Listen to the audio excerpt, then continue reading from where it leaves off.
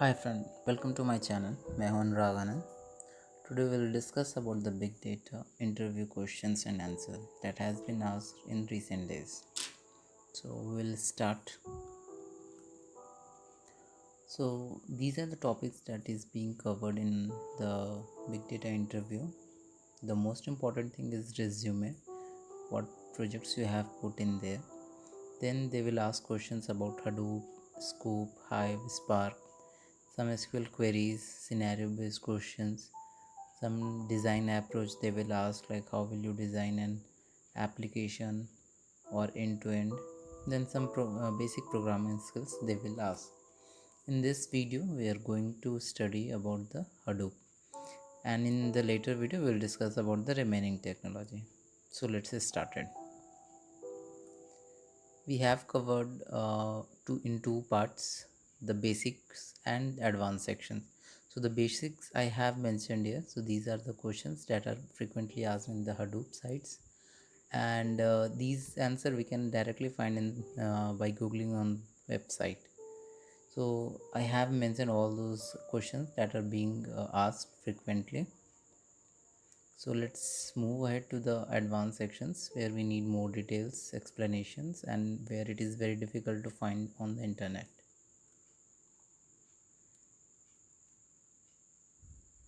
So here the question is like they will ask you to explain the block size and how the files are written into the Hadoop cluster.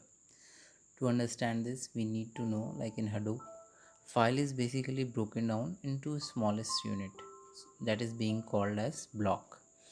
Based on the block size, the file will be broken down and each block will be assigned a unique ID that is being called a block ID. So let's say we have a file of 500 MB, and in our Hadoop cluster the block size is 128 MB. So basically it will cut the file of 500 MB into chunks of 128 MB, 128 MB, 128 MB, like that. So in this way we'll be having four block. Let's say we have given a name like b1, b2, b3, b4. So here b1, b2, b3 will hold the 128 MB of data as per the block size, and the last block which will be holding a lesser amount of data. So that is how the block is being decided, and then this block is written into the data node. So let's see how it's being written. So to write it into the HDFS, name node first checks the space availability on each data node, and based on that it decides which block will go to which data nodes. So let's say if our replication factor is 3, hence each block will be having extra 2 copies. In Hadoop, basically what will happen, like all the blocks is the block 1, b1, b2, b3, b4, the writing of all these blocks will be parallel in nature, but the each individual blocks will be having some replica. So replica written will be sequential in nature. So what will happen, the name node will decide which nodes we are going to write the data. So let's say take the example of b1 block. In the b1 block, let's say I'm having two another replica of that. So name node decides, let's write b1 to data node 1. Then once the data will be written into the data node 1, it will contact the another node d2. Let's say it's b d2. Then this will be the copy of the b1 will be copied to d2, and the similar way it will be copied to d3. So this copy is basically sequential in nature. Let's move ahead to the next questions that are frequently asked. What is rack awareness, and on what basis data is stored in a rack? So rack awareness states that no two replica of a block will reside in the same rack. So we need to understand, basically a rack is something, a structural kind of things that holds the actual node or machines. So I have tried to explain using a simple diagram here. Let's say my file is there and I have cut it into three blocks, b1, b2, b3, and the replica are b11, b12. Similarly, it is like b21, b22. Here the r1, r2, r3, r4 represent the racks which holds the actual servers.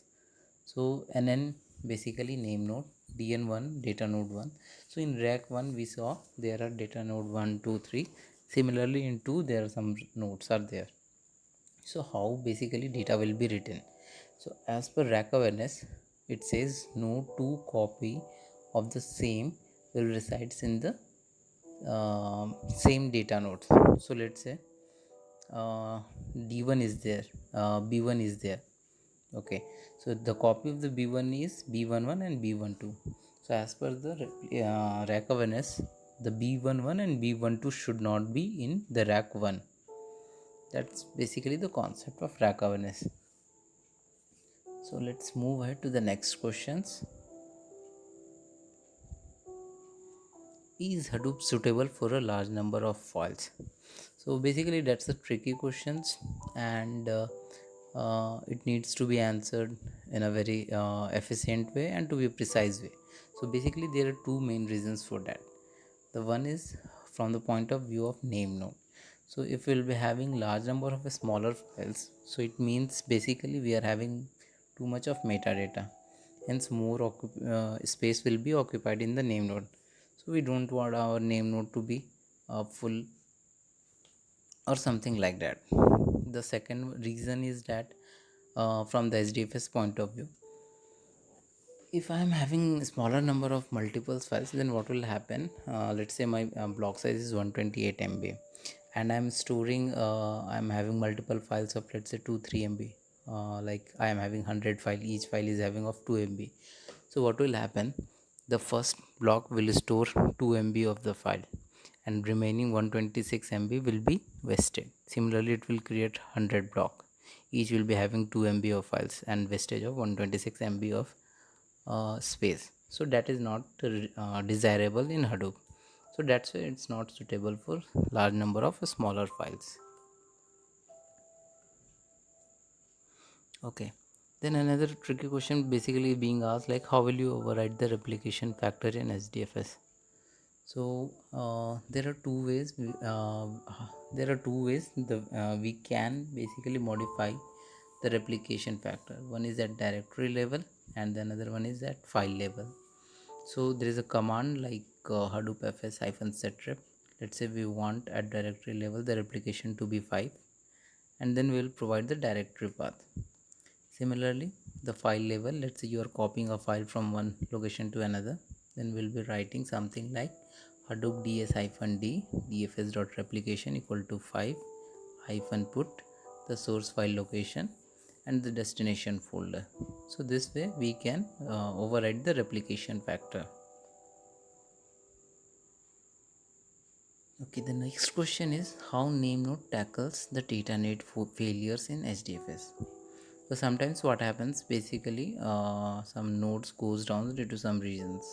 So basically the name nodes are always in sync up with the data nodes. They always receive some heartbeat signal and also block level reports. So this heartbeat signals make sure that there is a connection happening between name node and the data node. If they are not receiving this signal for some specified time, so name node will consider that the particular data node is dead, and in that case what it will do, it will have the details, the metadata details, that which blocks are being copied to that particular node. So what it will do, it will copy all those to some other nodes and the operation will resume. Another questions being asked is speculative execution in Hadoop. So basically, a speculative execution is a process that takes place during the Hadoop task executions. So what will happen? Name node is receiving response from all the nodes, but a few or a single task is taking too much time to process it. It's taking more than the required time, but it is responding. So it means that particular node is not dead, but still it is taking more time. So in that scenario, name node will, what it will do, it will allocate another data nodes the same task, and it will see if that task is being completed to the newer node. So it will just kill the other node task and it will get the result. So this is basically the speculative executions in Hadoop.